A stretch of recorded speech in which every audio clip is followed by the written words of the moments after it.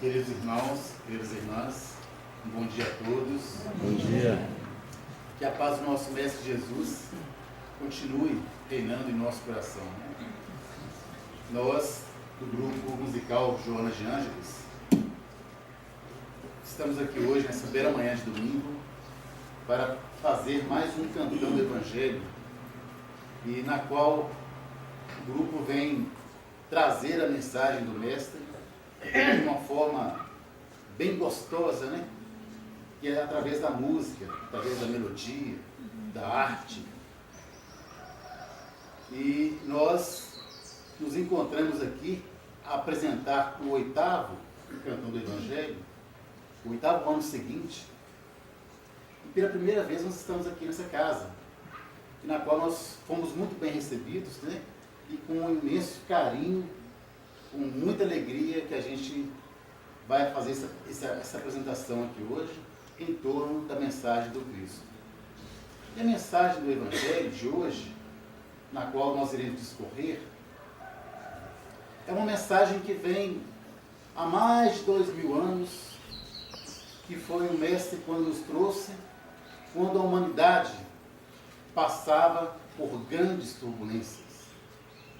E ela vem então, como hoje, a agir como um bálsamo cicatrizante em nossas feridas. O Evangelho de Jesus, a mensagem que nós vamos discorrer nesse cantão do Evangelho, há mais de 2000 anos, Jesus, conhecendo as nossas dificuldades, as nossas limitações, os nossos problemas, as nossas dores, as nossas aflições. Jesus, então, conhecendo a cada um de nós, a cada personalidade, a cada intimidade,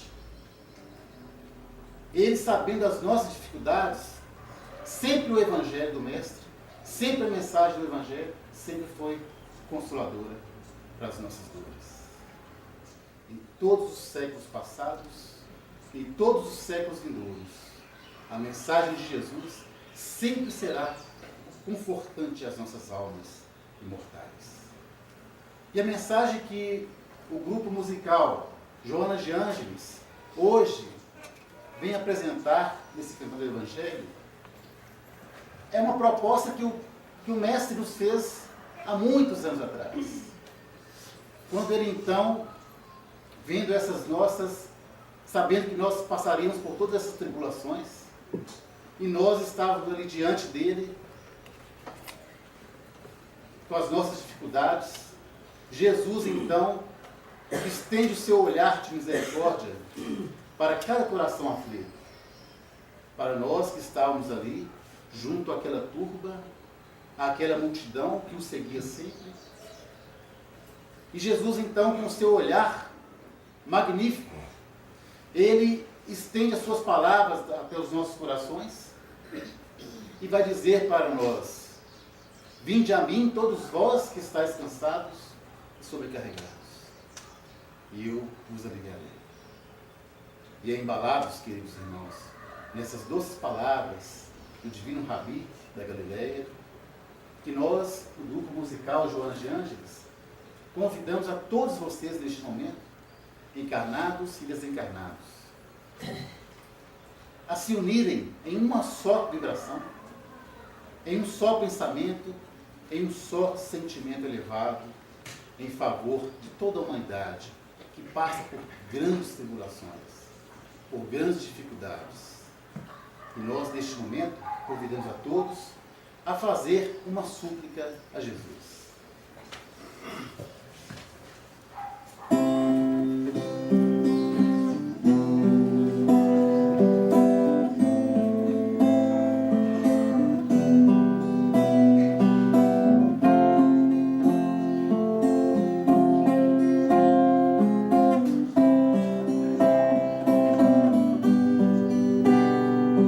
Jesus, no silêncio da prece, teus irmãos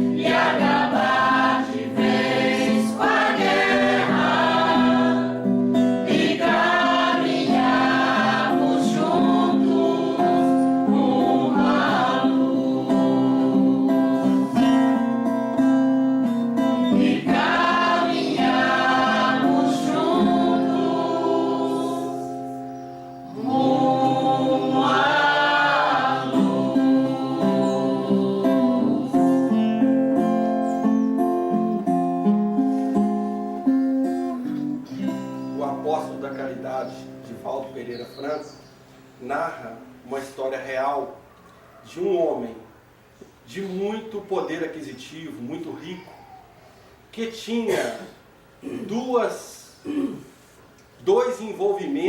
envolvia sua vida com duas questões. A primeira, o seu filho muito amado. Era toda dedicação, carinho ao seu único filho. E a segunda, as obras, os quadros, os quais ele colecionava, os mais caros que tinha nos Estados Unidos. Ele arrumava recurso para adquirir e ficava admirando aquelas belezas. E isso despertava a curiosidade, a cobiça de toda a sociedade norte-americana. Mas ele envolvia seu coração com essas duas questões. Quando de repente teve a notícia que o filho, porque tinha idade, tinha que servir ao exército norte-americano, e de lá para a guerra, seu coração ficou em suspenso. O seu maior amor, então, corria risco de vida iminente. Passou alguns dias em estado de vigília, aguardando para ver o desfecho daquele episódio. Passou a admirar menos as suas obras em razão do seu estado de angústia e, por que não dizer, de tristeza. Quando de repente chega o telegrama fatídico, e o telegrama anunciava em poucas linhas que seu filho havia morrido em combate. Foi então uma dificuldade tremenda para assimilar aquela notícia. A vida acabou para aquele homem. Nem os seus quadros mais poderia confortar seu coração. E ele passa dias de angústias, de tristezas, aproximando da depressão, porque recebe a notícia impactante no mundo de provas e expiações, e às vezes nós não sabemos lidar com as dificuldades, que as temos para o nosso próprio aprimoramento e crescimento. Meses se passaram, quando de repente o mordomo diz que havia um jovem na portaria do palácio que queria falar com ele, trazia um embrulho grande. E o mordomo chega e pergunta: senhor, há um jovem fora que deseja falar com o senhor. Eu não quero falar com ninguém, eu já disse, porque tinha enclausurado na sua própria tristeza, que é um risco a todos nós quando passamos momentos de aflições. Mas, senhor, ele quer falar, e ele disse que serviu junto com seu filho e que tem um presente para te entregar. Ele falou: sendo assim, mande-o entrar rapidamente.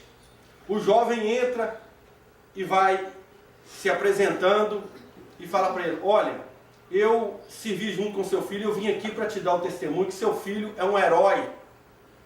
É um herói porque ele deu a vida para salvar a minha. E narra o momento do desencarne, quando ele tinha ficado para trás e o Filho do Senhor tinha ido salvar, e consegue retirar mais uma granada, um estilhaço de granada, ceifa-lhe a vida naquele momento.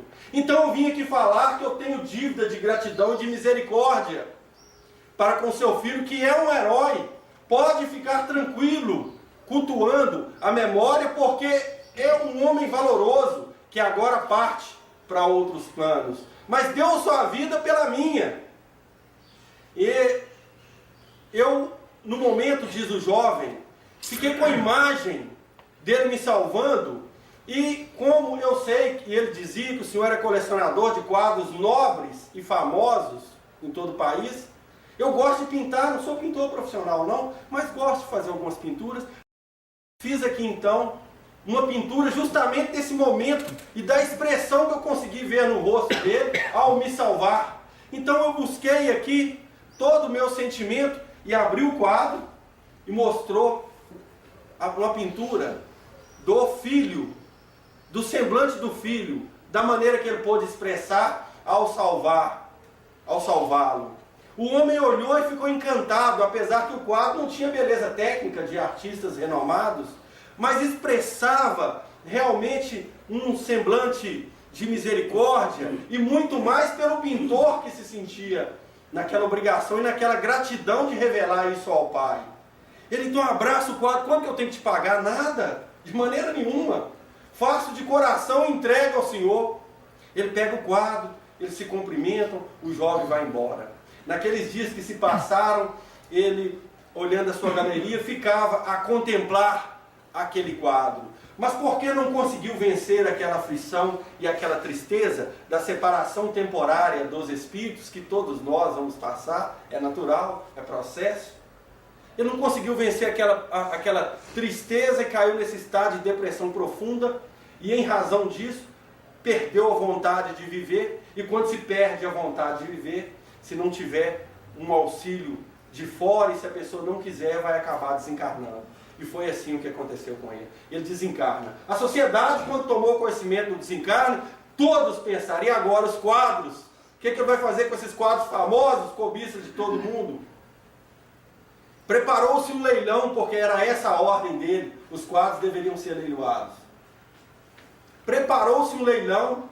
O leiloeiro tinha todas as normas, as regras para se fazer o leilão, onde se juntaram na mesma sala os homens mais ricos do país, com vontade, com gosto, por colecionar os quadros mais bonitos, mais exuberantes que se tinha conhecimento, o qual fazia parte da coleção dele. A história é real. Quando iniciou-se o leilão, vamos iniciar o leilão, o leiloeiro bateu o martelo, vamos começar o leilão, eis o primeiro quadro, levanta o quadro para leiloar. O primeiro quadro era o quadro daquele jovem, aquele que veio, que deu para ele de presente, e as pessoas não se interessavam, e ele bateu o martelo, quem dá mais? E as pessoas não se interessaram, um olhar para o outro. Alguém chegou a dizer lá no fundo: nós queremos os Picasso, os demais, os outros, vamos, passa rápido, vamos logo ao que interessa. Quem dá mais bate o leilão, o martelo novamente. Quando de repente um homem emagrecido, lá no fundo, levanta a mão, $20. Era o mordomo da casa que participava do leilão. E é $20 para o senhor, e bate o martelo de novo. Alguém dá mais? $20. E todo mundo calado, passa rápido, vamos para o que interessa. Quando de repente ele bate o martelo de novo e diz: está encerrado o leilão. Porque o Senhor deixou escrito que aquele que comprasse esse primeiro quadro levaria todos os outros. Na nossa vida, sempre é assim. Jesus é que ensina: buscai primeiro o reino de Deus e suas virtudes, e todas as outras coisas vos serão acrescentadas. A nossa dificuldade é buscar todas as outras coisas primeiro e não buscar o reino de Deus. Se a gente busca espiritualização, todos os nossos anseios materiais vão sendo acrescentados aos poucos. Por isso que Jesus disse, é o Mateus, o evangelista Mateus que vai narrar: vinde a mim, chamando a nós todos, né? Porque sabia que no mundo de provas e expiações nós vamos ter aflições.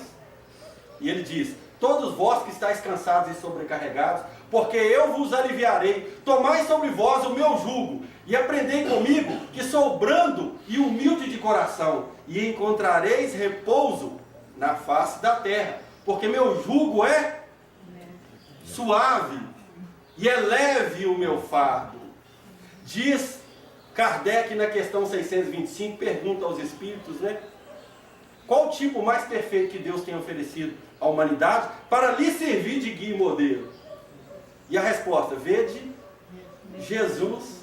Gente, não há outra possibilidade. É essa aí mesmo, ver Jesus. Analisa Jesus sempre dessa forma, porque a lição dele é de amor. Quando ele fala: vinde a mim, não é para o homem Jesus, vem para o meu evangelho, porque aí você fica tranquilo, porque em verdade, mesmo nas aflições, nós vamos ganhar esse repouso, essa paz, nós vamos ganhar alívio, mesmo na dificuldade, nas aflições, sempre dessa forma, gente. Não é? No prefácio lá do livro nosso lá, nós vamos encontrar o Emmanuel falando assim: a humanidade precisa do espiritismo, precisa de espiritualidade, de espiritualismo, mas precisa muito mais de espiritualidade. Espiritualidade não é fazer caridade, é a vivência na caridade. Porque só através da caridade, da vivência da caridade, né? Caridade e oração, nós vamos encontrar alívio e equilíbrio para o nosso coração.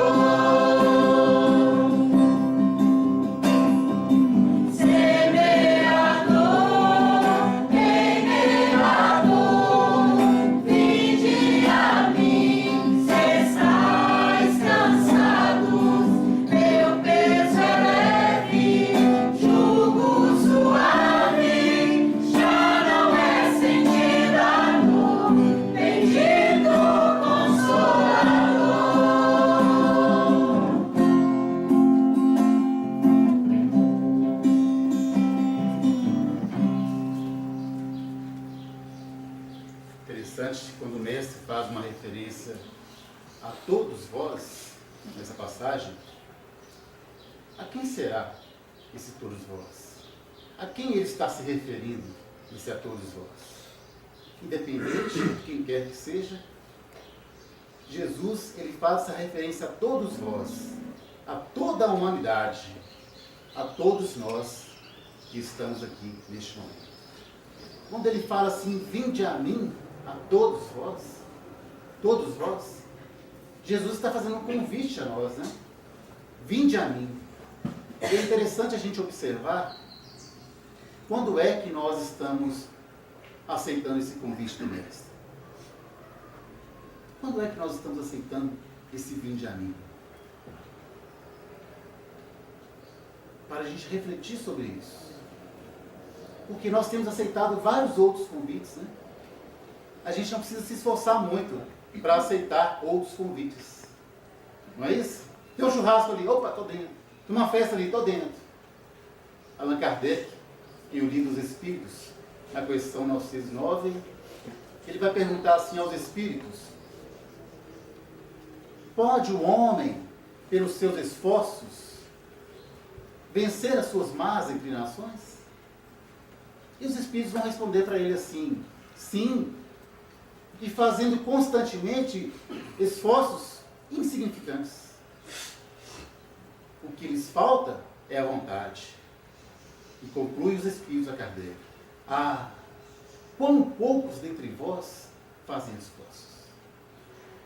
Então a gente percebe que para ir de encontro a Jesus, vinde a mim, é necessário um esforço, né? Porque nas nossas preces, nas nossas orações, nós sempre queremos que Jesus venha até nós, para aliviar nossas dores, né? Para resolver os nossos problemas. Mas qual é o esforço que eu estou empenhando em ir de encontro ao Mestre? A nossa zona de conforto, o nosso comodismo, a nossa preguiça ou a nossa falta de ânimo, não seria uma má inclinação? Como diz os Espíritos a Kardec. E eles falam assim: esforços insignificantes, gente. Insignificantes. Por que a gente não se esforça por isso? Não é? Nos falta vontade.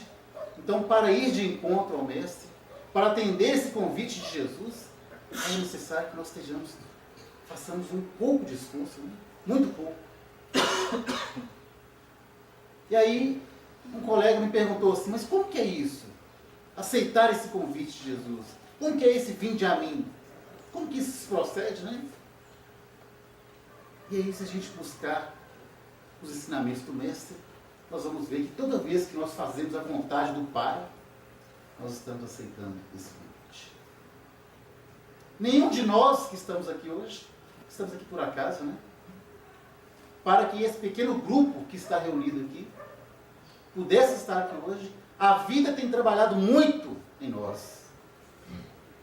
Muito em nós. Então nós não estamos aqui por acaso. Não seria esse talvez o convite do Mestre? Não seria deixar as nossas atividades, os nossos afazeres nessa manhã de domingo, para vir buscar a mensagem do Cristo? Não seria esse um convite? Não seria aceitar o convite do Mestre? Se aceitar esse vinde a mim é toda vez que nós fazemos a vontade do Pai, como que é isso, fazer a vontade do Pai? Quando nós passamos a amar mais, quando nós passamos a perdoar mais, quando nós passamos a compreender mais,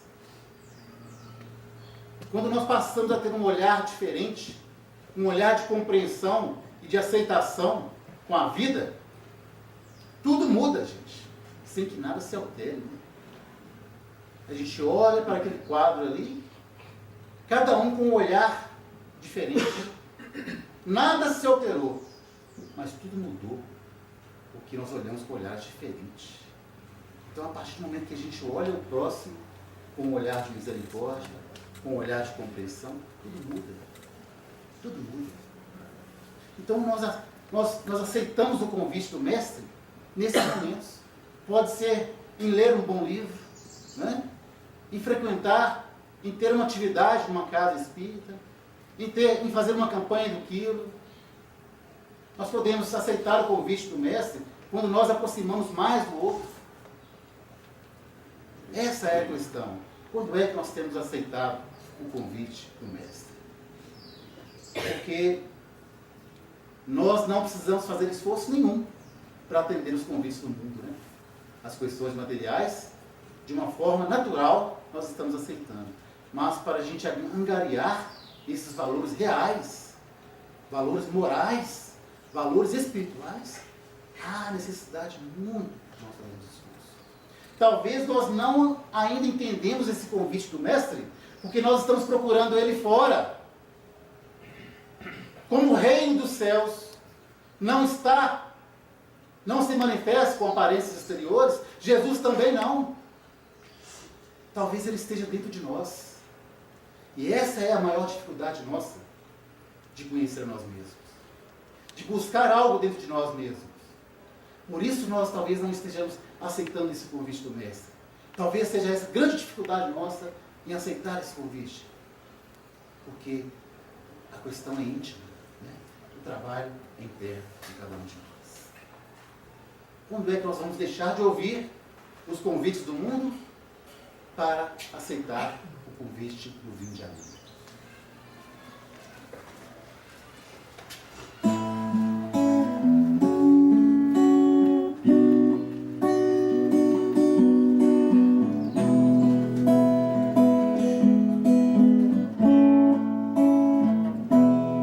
Vinde a mim, todo aquele que chora, todo aflito. Vinde a mim, todo aquele que sofre os oprimidos. Vinde a mim, eu rogarei ao Pai, e Ele te dará um outro consolador pra ficar com vocês. Vinde a mim, sem olhar para trás, vem me segue. Vinde a mim, meu jugo é suave, o fardo é leve.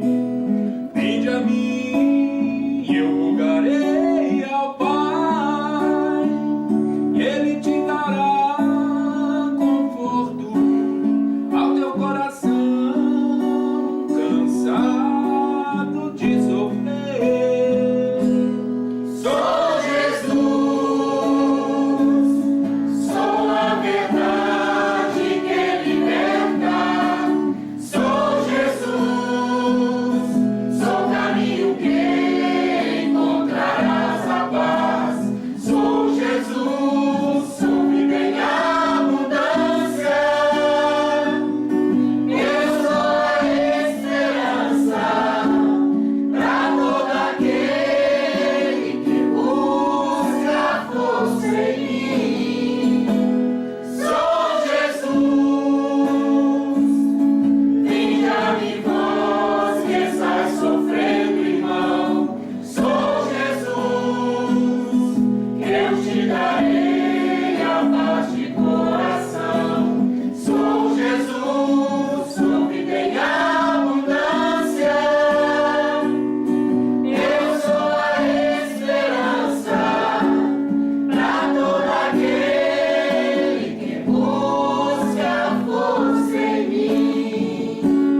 Para todo aquele que busca força em mim. Que busca força em mim.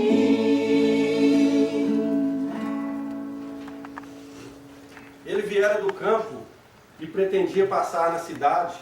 Não conhecia muito o que estava acontecendo na cidade. De repente, ele vê um cortejo com muitos soldados, alguns a pé, outros a cavalo. Ele para então para não ser despercebido e nota que haviam 3 criminosos que estavam sendo levados para a subida do Gólgota. Ele para numa das frestas que tinha, tenta esconder, mas porque um dos criminosos ajoelhou, carregando a cruz, o peso da cruz, o oficial, chefe, o centurião, percebe que ele, Simão Cirineu, era forte, era robusto, tinha uma boa altura, e então ele manda com um gesto de mão e com a voz, que Simão chegasse até próximo e auxiliasse aquele condenado a carregar a cruz. Simão, então, porque não tinha jeito de escapar, evitando olhar para o semblante do criminoso, porque ele não suportava sangue, pega então a cruz, coloca nos seus ombros e começa a fazer a subida. No meio do caminho ele olha de relance para aquele homem, viu que ele tinha coroas de espinho na cabeça, estava com um semblante meio desfigurado em razão da tortura, o sangue ainda descia, mas tinha um olhar diferenciado.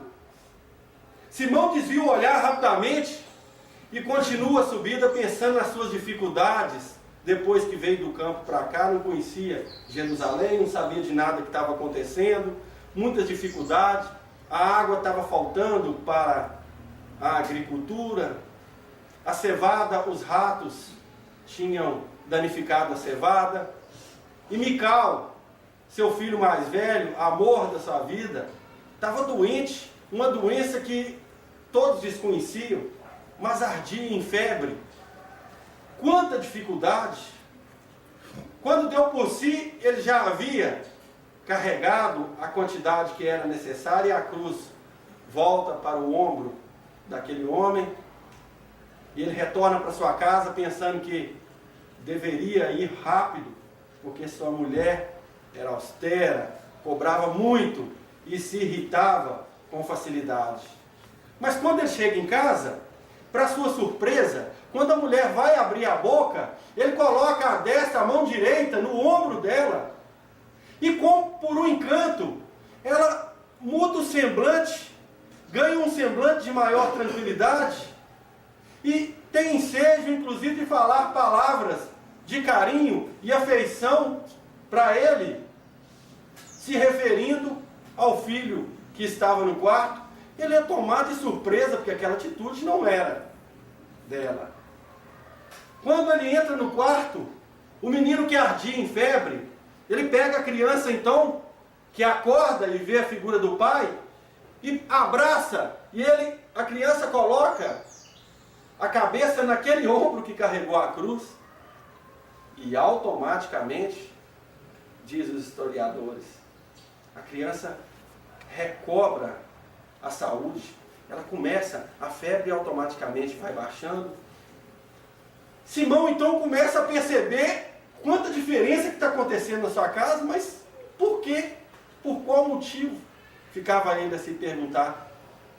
Quando, horas depois, bate na sua residência, um jovenzinho de pouca idade, que ficou conhecido como João, o evangelista, com uma mulher, Maria de Nazaré, a agradecer-lhe por ter auxiliado Cristo a carregar a sua cruz e falar a cruz de quem ele carregou.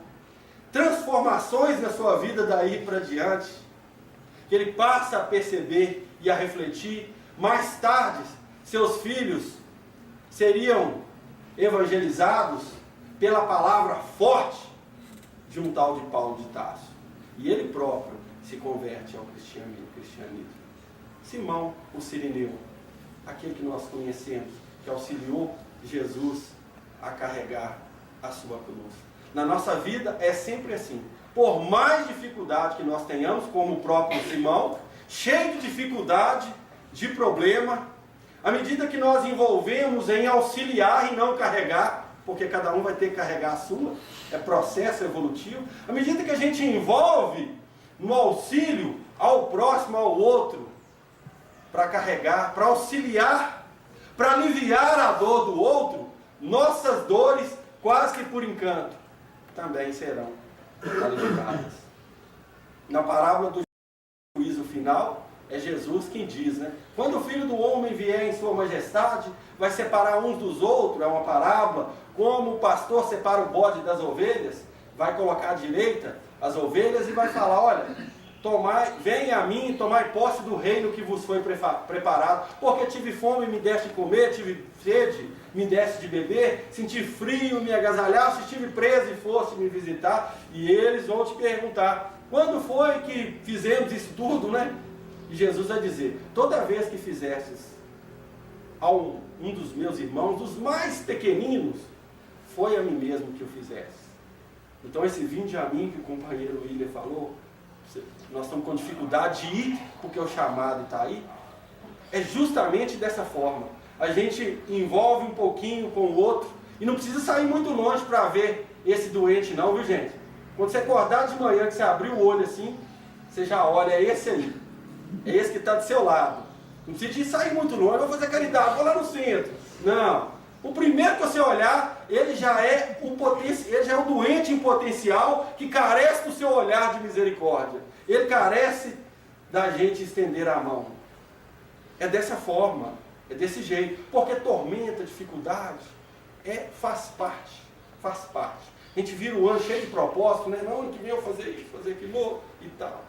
Não é? É importante esse propósito. Se a gente fizer mais proposta espiritual do bom combate na nossa intimidade, melhor para nós. E não pega muita coisa não, pega uma só e vai nessa. Muita coisa você vai esquecer, o que é mesmo? Passou o ano, agora já é outro ano, 16 para 17. Pega pouca coisa e vai dessa forma, porque as tormentas, as dificuldades sempre vão vir para o nosso crescimento. É o aguilhão a nos impulsionar. É o Marcos, o evangelista João Marcos, que narra no capítulo 4, que era tarde. E Jesus fala assim, vamos atravessar para o outro lado. Entra no barco. Vários barquinhos vão seguindo Jesus. Nos barcos também. Acontece que as pessoas perceberam que o mar fica agitado, que as águas ficam agitadas, e um vento violento, e os barcos que estavam na orla foram amarrados porque iam tombar, e eles já conheciam naquela época o que acontecia. Então, quando eles começam a deslocar, alguns voltam. Esse episódio é interessante porque Jesus vai atravessar do outro lado, porque lá do outro lado ele tinha um encontro com o endemoniado gadareno, aquele que ele pergunta o nome, ele fala, Legião, chamo-me Legião porque somos muito. E no retorno, as pessoas iriam ficar pasmadas, porque ele ia retornar e barco nenhum ficaria em pé com a tempestade daquela. No retorno, iria acontecer o episódio da cura da filha do centurião, de 12 anos, o Talita Cume, que nós conhecemos bem, menina, levanta, e no meio do caminho, a cura da mulher hemorroísa, aquela que tinha 12 anos com fluxo de sangue. Mas eu fiquei imaginando, quando Jesus manda ir para o meio do mar, alguns já voltam, porque no meio da tempestade, alguns realmente falaram, não vai dar para seguir com ele não, o negócio dele está muito complicado, e ó, eu tenho que tratar de cuidar de mim mesmo, a situação dele está complicada, não vai dar, não vou envolver com isso não, e volta. E eu fiquei pensando, gente, o que disse os discípulos lá, né? Imagina Tomé nessa hora, Jesus está ficando doido, porque Jesus foi lá para o interior da barra, Jesus está ficando doido, né? O trem está pegando, o barco vai tombar. Tomé é o arquétipo da dúvida, né? Isso não vai dar certo. Tomé devia pensar assim, isso não vai... Volta, gente! Tomé, né? Ao sabor das minhas emoções, tá, gente? Vocês não vão encontrar isso lá, não. Depois vai falar, aquele gringo falou mentira lá. Nada disso. Imaginem, que ele, né, duvidava, cheio de dúvida. E Pedro, que era o chefe do apostolado. Não, Tomé, para com isso. Para com isso, porque Jesus mandou. Jesus mandou, nós vamos. Não era assim? Pedro não era o líder? Jesus mandou, nós vamos. E Judas deve ter falado assim, eu já coletei, já recebi de muitos aqui, deixa eu amarrar esse dinheiro no cinto. Deixa eu amarrar, né, gente? Deixa eu amarrar isso aqui, porque se o barco tombar, ele está grudadinho. Ah, gente, mas com certeza, João, o evangelista, o discípulo que muito amava, deve ter falado assim, gente, para que essa preocupação? Jesus está no barco, vocês esqueceram? Jesus está no barco, preocupa não. Mas Pedro foi lá acionar ele. Senhor, Senhor, acorda que perecemos, o barco vai tombar. Ele, ó, homens de pouca fé, até quando eu vou estar com vocês, ó, homem de pouca fé? Sobe na proa do barco e com um gesto de mão, um gesto de mão, acalma a tempestade. Nós precisamos entender que Jesus está no barco, está no comando. A gente precisa depositar essa confiança na hora das dores, da dificuldade, na hora do sofrimento. Busquemos Jesus, né, que é o modelo para nossas vidas, como diz a canção, que Ele vai estar sempre a nos acolher.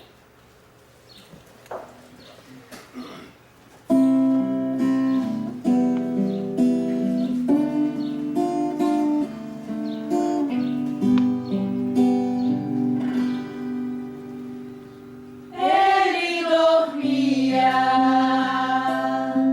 deslizando pela placidez no lago da Galileia. A barca dos pescadores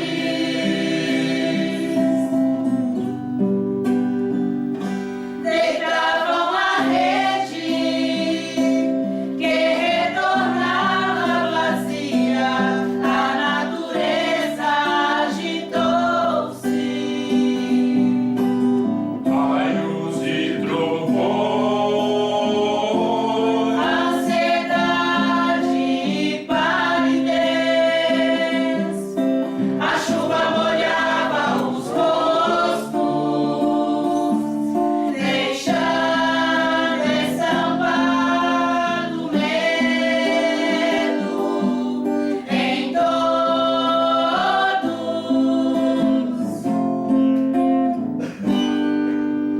despertando o mestre, acalmou a tempestade. E a barca se entrou em busca de um porto seguro.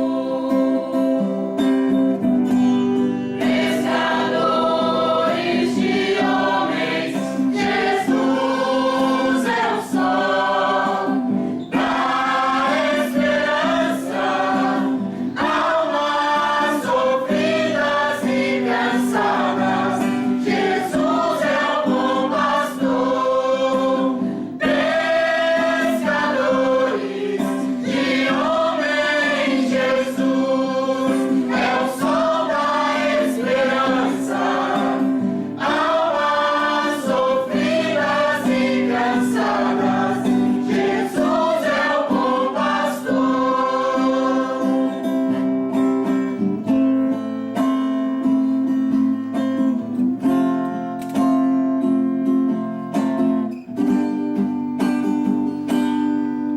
Nas nossas turbulências e conflitos, nas nossas dores e sofrimentos, nas nossas angústias e ressentimentos, Busquemos Jesus, modelo para as nossas vidas, dando-nos nas tempestades, a bonança, confortando nossas almas, indicando o caminho da verdade. Pescadores de homens, Jesus é o sol da esperança. Almas sofridas e cansadas, Jesus é o bom pastor. Pescadores de homens, Jesus é o sol da esperança. Almas sofridas e cansadas, Jesus é o bom pastor.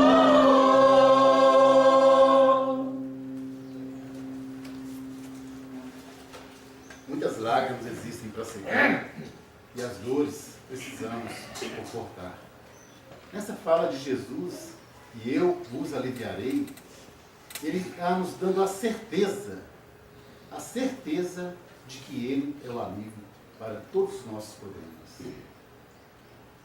Há um tempo atrás, ouvindo uma história do Chico, o Chico se encontrava em um seminário, juntamente com alguns oradores conhecidos no Brasil e em todo o mundo, e dentre eles estava lá o Raul Teixeira. E em um determinado momento desse seminário, desse encontro, o Chico então toma o braço do Raul e diz para ele assim: Raul, meu filho, você precisa aprender a treinar insônia. E o Raul fala assim: o que é isso, Chico? Como que é isso, treinar insônia? Me explica isso melhor, né? E o Chico vai dizer para ele assim: você, meu filho, não conseguirá dormir com os gemidos da humanidade debaixo da tua janela. São muitos os que sofrem. E foi pensando nisso, nessa eu vos aliviarei, a gente questiona a nós mesmos, né? Como é que nós podemos aliviar a dor do outro? Deus auxilia os homens, através dos homens e das circunstâncias. Isso. Os espíritos superiores utilizam-se de nós como instrumentos. Preparamos para pensar como é que nós podemos aliviar a dor do outro. E eu vos aliviarei. Há um tempo atrás, uma companheira minha, uma amiga lá de Belo Horizonte, vou trazer um caso da vida da gente. Aconteceu, e ela então me liga para contar uma trágica história, um capítulo da sua história. E ela então começa a dizer para mim o que havia acontecido na vida dela. A sua filha de 15 anos, uma menina muito linda, ela havia tido um tumor no ouvido e começou então a luta daquela mãe para auxiliar a filha. Consultas, exames caros, né? Não teve jeito, teve que fazer a cirurgia. Ela então abre mão de tudo que tinha, vende seu carro, alguns bens que ela tinha, pede o patrão para que mandasse ela embora, para que auxiliasse o acerto dela na cirurgia da filha. Isso ela me contando. Em vão, tudo isso. Em vão. A menina fez a cirurgia e não suportou. Ela desencarnou. Com 15 anos de idade. A mãe estava em depressão. Chorava o tempo todo. E naquele momento, quando ela me ligava me contando isso, a única coisa que eu pude no momento fazer para aliviar as dores dela foi chorar junto com ela. Porque a gente se lembra do Evangelho, né? A gente se lembra de Jesus e do próprio Chico, quando aquela mãe desesperada chega para o Chico: Chico, meu filho morreu de acidente. E o Chico abraça ela e os dois começam a chorar juntos. Chico e aquela mãe. 5 minutos depois, os dois chorando, a mãe termina, enxuga a face, as lágrimas, e ela vai dizer assim: eu nunca fui tão consolada e aliviada na minha vida. O Chico não disse uma palavra, apenas chorou com ela. Então, foi pensando nessa história do Chico que eu fiz a mesma coisa com essa companheira. A única coisa que pude falar para ela no momento foi chorar junto com ela. Não é? Então a gente fica pensando, como que a gente pode aliviar a dor do outro? Para quem tem fome, um pedaço de pão, alivia. Para quem sente frio, um cobertor, alivia. Para quem tem sede, a água alivia.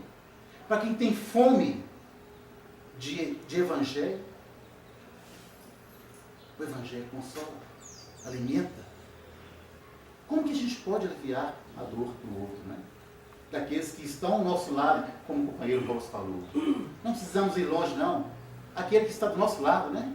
Como que a gente pode aliviar a dor do outro? Às vezes a gente vê sempre o outro como um fardo pesado na nossa vida, não é? Como alguém que está pesando o nosso fardo, né? A gente não está suportando. Está muito pesado. A família, a esposa, o marido, o trabalho. Está tudo muito difícil. Mas será que nós já paramos para pensar que nós, às vezes, estamos sendo um fardo pesado no meio do outro, e que nós podemos aliviar isso. Tem aquela história, tem aquele caso daquela mãe que foi em Uberaba em busca de uma mensagem do filho que havia desencarnado também por acidente. Talvez vocês já conhecem essa história. E ela chega lá e tinha uma fila enorme, especial, ônibus de todos os lados, né? Era assim na casa da prece. E essa mãe vai em busca então de uma mensagem do seu filho que havia desencarnado. Quando ela chega lá, ela pega uma senha, vai para o hotel, né?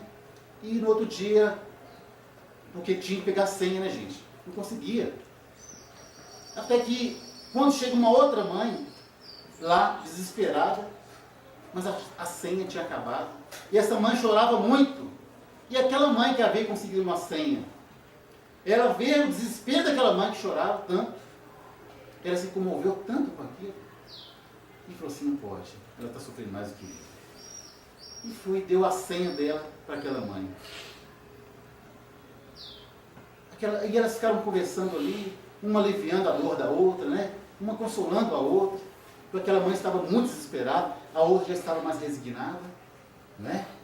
E aí, quando então saíram as mensagens, e vem lá a primeira mensagem, e começam a ler, e era do filho daquela mãe que havia recebido a senha da outra companheira. De repente, leio uma outra mensagem. Fulano de tal, era do filho daquela mãe que havia doado a senha para outra companheira. E ela não tinha nem senha. E aí o filho, então, vai dizer, mamãe, eu não tinha condições nenhuma de vir aqui hoje. Eu estou aqui carregado pelos espíritos amigos. Mas eles se comoveram tanto com o seu gesto, com essa nossa companheira, que eles estão aqui, do meu lado, emocionados. Então eu não tinha condição de vir aqui. Graças ao seu gesto de alívio, né? de misericórdia para com essa companheira, eu estou aqui hoje. Então, esse fato mostra para a gente como que nós podemos, né, estender o nosso olhar de bondade, misericórdia, aliviando a dor do outro. Isso em qualquer lugar onde nós estivermos, em nossa casa, em nosso trabalho, nas ruas, no trânsito, né, gente? Que é algo que nos pega tanto, e às vezes nós perdemos a nossa encarnação em questão de segundos, porque nós não conseguimos domar essas nossas más inclinações.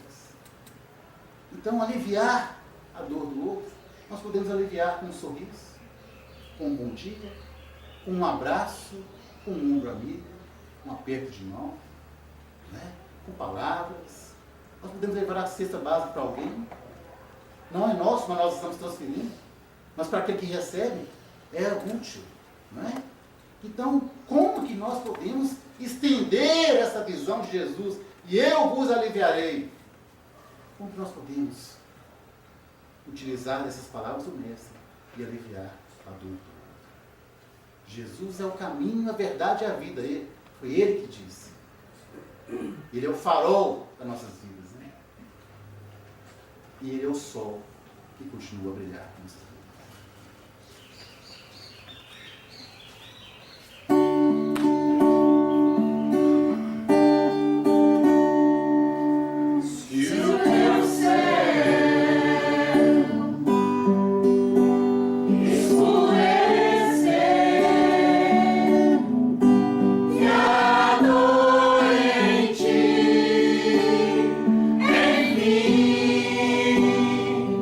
Quem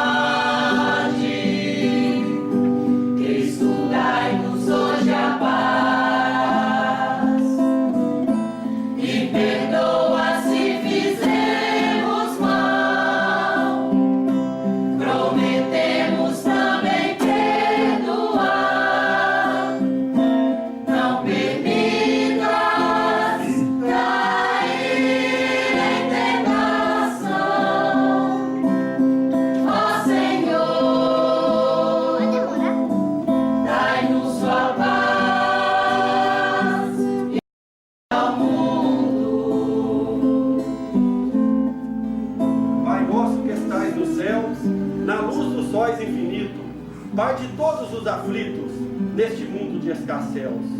Santificado, Senhor, seja o teu nome sublime, que em todo o universo exprime concórdia, ternura e amor. Venha ao nosso coração o teu reino de bondade, de paz e de claridade na estrada da redenção.